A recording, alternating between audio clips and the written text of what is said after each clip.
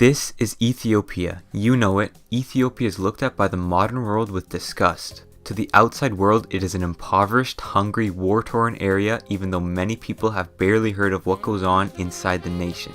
Yes, it does have poverty and famine, and currently, it's in the middle of a civil war, but when you compare it to its past self or the perception that many Westerners have about Ethiopia, it is miles and kilometers ahead of how it sounds.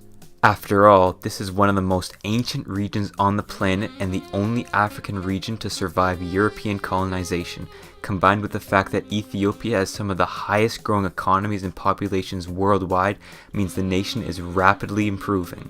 Ethiopia has survived for thousands of years without being conquered. Will that make it an ever more important African power? What is the future of Ethiopia? No nation can be talked about without looking up what makes the land. Sitting on the Horn of Africa, Ethiopia is mostly made up by the Ethiopian highlands. These mountains make up most of the interior of the country, and the edges provide a natural border for the western and southern sides. On the east side though is a more stereotyped Ethiopia, plains, savanna, and desert. Some of the highlands and plateau drop smoothly into the East Sudanian savanna, but much of it is a sharp escarpment, cliffs which separate the mountains from the desert.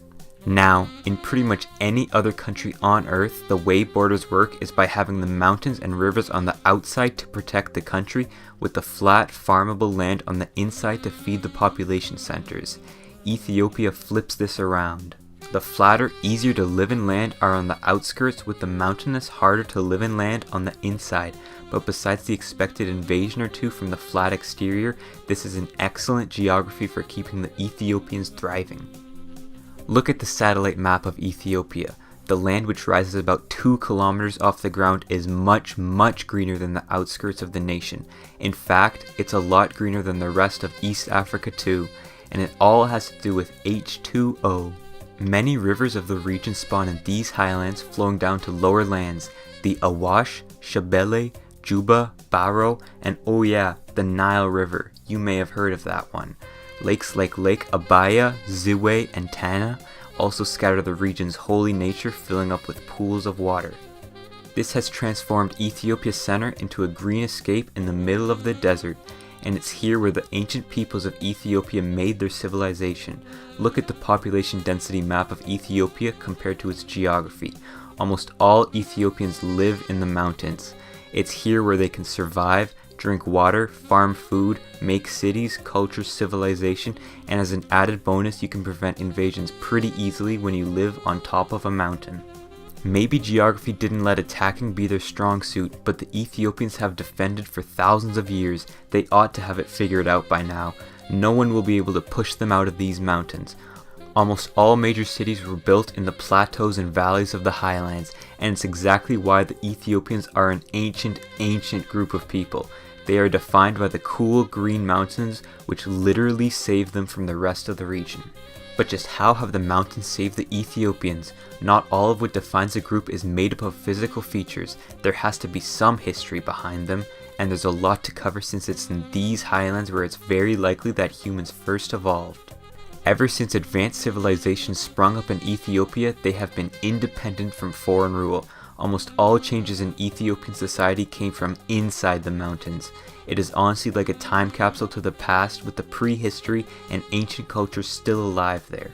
The Damat rose and fell independently of the outside world, being replaced by the Aksum. It was here when Christianity was first introduced to the Ethiopians, becoming the second nation on earth to adopt it. It is preserved quite well in its original form as the Orthodox Tewahedo Church, and has remained the dominant religion for millennia. Eventually though, the Aksum were replaced by the Zagwe in the Middle Ages. The Zagwe dynasty was then overthrown by the Solomonic dynasty, who ruled from 1270 until the mid-70s. Oh, not mid-1270s, mid-1970s.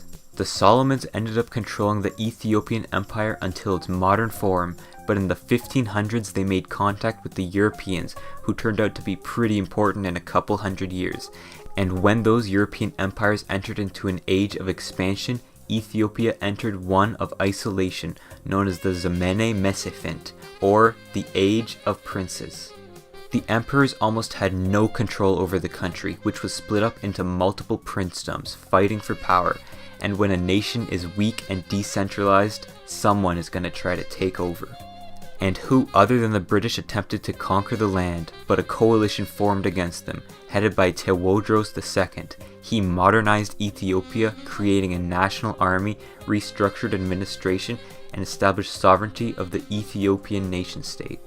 Both Turkish and Egyptian forces invaded and failed to conquer Ethiopia, so they decided it was time to do a little conquering themselves. Under Menelik II, Ethiopia expanded physically with only minor atrocities committed. He expanded infrastructure greatly, made a central taxation system, and created statewide education. This made Ethiopia one of, if not the most advanced nations in Africa at the time. And with all that, his greatest achievement was actually fighting off the Italians, who had previously been promised this slice of Africa to be scrambled. The Ethiopians ended up winning at the Battle of Adwa and signed a peace treaty with the Italians. They wouldn't come back until 40 years later when they got a little edgy and fascist, this time invading with machine guns, chemical weapons, and tanks. And yes, I lied, Ethiopia hadn't been independent ever since the Classical Age, but it only spent 5 years under Italian rule. More modernization under Haile Selassie, who was overthrown when gas prices got too high, and Ethiopia had a little flirting with communism. The USSR helped them defeat the invading Somalis, who at the time were in a winning position to take a decent chunk of land. And after the fall of the Soviets, Ethiopia transitioned into a democratic, in theory, republic. Today, Ethiopia is still dealing with modernizing the country, improving infrastructure, food production, capital, as well as dealing with some of the ethnic tensions and a certain mega dam being built. Modernization efforts in the mountains have protected and advanced Ethiopia much ahead of Africa in the past. Why shouldn't the trend continue? Demographically, Ethiopia is in an interesting position. Its population pyramid is a literal pyramid, meaning the country of already 115 million people will boom in population, reaching 200 million by 2050 and around 300 million in 2100. Just 40 years ago, Ethiopia had a population of less than 40 million people. This new population means that around half of all Ethiopians are under 18 years old, which of course, when you're looking at the countries of the future, having a young population now means a middle-aged population in a couple decades, and a middle-aged population means a highly skilled, able population to grow the country. But, like all countries which have a massive surge in population, there will be some unrest. And like many African nations, that unrest will likely come in the form of ethnic tensions.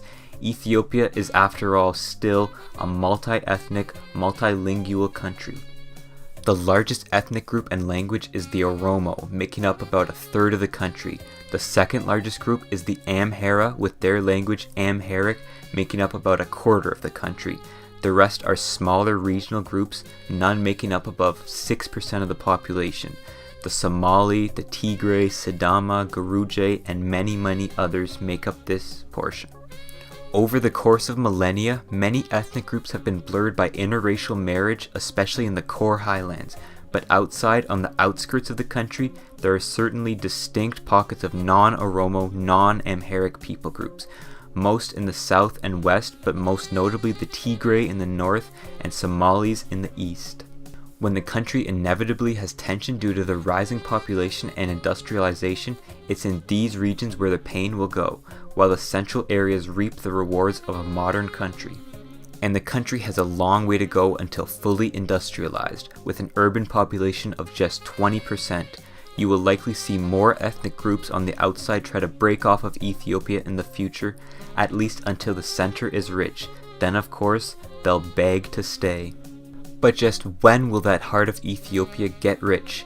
After all, it isn't exactly that wealthy nowadays, ranking 63rd worldwide by GDP and 167th by GDP per capita. The country hopes, though, that it will grow tremendously. The population may cause some light unrest, but undoubtedly it'll bring jobs, education, and cold hard cash to the nation. Right now, the Ethiopian economy is fairly pre-industrialized. 85% of the labor force and 40% of the GDP works in material extraction, mainly in farming different vegetables, yet mining is a substantial business in the mountains. The other 15% of the labor force and bulk of the economy is working in industry and services. Industry like making textiles, clothing, and engine or aircraft manufacturing, and services like finance, telecommunications, and transportation. It is expected that these latter two will absolutely explode as the young population starts filling these jobs. Ethiopia is expected to become a manufacturing hub of Africa, and with the continent's population growing to 4 billion by 2100, the Ethiopians will certainly have a large market in their vicinity.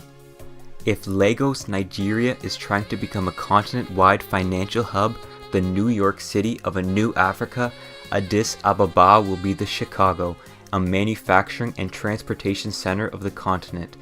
However, Ethiopia still has a long way to go before it is the African powerhouse, and Africa is a massive continent with soon to be billions of people.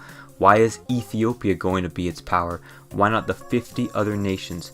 Why not nations which are already powerful nowadays, like Nigeria, Egypt, or South Africa? Well, to be honest, most of the 50 other nations shouldn't even exist. They were drawn up by the Europeans using straight lines and rulers, ignoring natural and ethnic boundaries. Ethiopia was the only major African power to survive this, and even if it were colonized for real, the mountainous core provides a physical territory the Ethiopians could have used to unite themselves. During the population growth of Africa, it's very likely many of these countries will collapse into smaller nations bounded by ethnic and geographical lines which actually make sense. Some important countries nowadays have a good chance too. Ethiopia's ethnic diversity is on its outer borders. Its future civil conflicts will be minor compared to some of the others African nations will experience. That's what the Tigray War is, a small uprising with no real chance of splitting off from the country. But even then, there will be new nations to rival Ethiopia, and many nations have a good chance of surviving too. How will Ethiopia face the other African nations? In its direct vicinity, there are weaker nations like Somalia. The Somali have caused quite a big geopolitical reaction compared to their size from their location directly along one of the busiest trade routes in the world, and their little anarchy which has caused a little piracy along that route. Almost every major world power wouldn't mind a strong East African power to keep the Somalis in check. In fact, Ethiopia used to own northern Eritrea, but it split off, taking the nation's coastline. If in the future Ethiopia were to take back Eritrea, the nations of the world might just look away, hoping for a stable naval power in the region. But there's one real power that might be in the way of Ethiopia's plans. If you go along the rivers of Ethiopia and then go downstream, you'll find the flatlands of Egypt. Currently, Egypt is a regional power and quite a strong nation at that, yet its future is looking a little weak and shaky. If Egypt wants to make itself an African power, it has to act within the next decade, either improving its country or through a classic war. But why would Egypt ever want to attack Ethiopia, especially in such a strong defensive position? It's all about electricity. Currently, 90% of Ethiopia's energy comes from hydroelectric dams, and their biggest and best one yet is the Grand Renaissance Dam on the Blue Nile. This will create a butt-ton of energy for the Ethiopians, allowing both urban and rural development to rocket. But as the dam fills, Egypt, as a country which relies so much on one water source, fears a loss of water and food production. And as already a not-so-stable nation, a small change in food production and prices could have catastrophic effects. Egypt does not want this dam. They have tried compromising, they have tried to stop construction of the dam, they've even suggested blowing it up. And you can't blame Egypt for being a little bit upset, right? And it's a very dangerous situation because Egypt is not going to be able to live that way. And they'll end up blowing up the dam. And I said it, and I say it loud and clear, they'll blow up that dam. To Ethiopia, building this dam might send them into a golden age of development. But to Egypt, building this dam would mean a death sentence. Tensions are rising in the region, and as one of Egypt's only times to act, it's getting likelier that the inevitable might happen. A war between these two countries would be one of the largest of the 21st century, and nobody wants to deal with that. Yet, if the war were to happen, even with Egypt's larger and more advanced army, Ethiopia is in such a good position that it is not going anywhere if it loses. If the 1900s were the American century and the 2000s are the Asian century, then the 2100s is certainly the African century. At the forefront of this new Africa will be Ethiopia, one of, if not the continent's powerhouse. With a core made out of the Ethiopian highlands, the country is one of the only African nations to have physical features that unite it together. And as the only African nation to survive European colonialism, it's one of the only African nations to actually make sense to exist. Its population and economy are growing rapidly every year, and Ethiopia hopes to use that to produce for Africa. There are no East African nations which can conquer it, meaning a fairly peaceful future for a continent which might soon have one of the bloodiest times in its history. The country of Ethiopia was created by its highlands, and it's these mountains which have also saved Ethiopia. It might have a few bumps along the way, but don't be surprised when Ethiopia becomes the African power. Since you watched the whole video, you probably enjoyed my content. Check out some of my other videos here, and don't forget to leave a like and subscribe. Thank you for watching.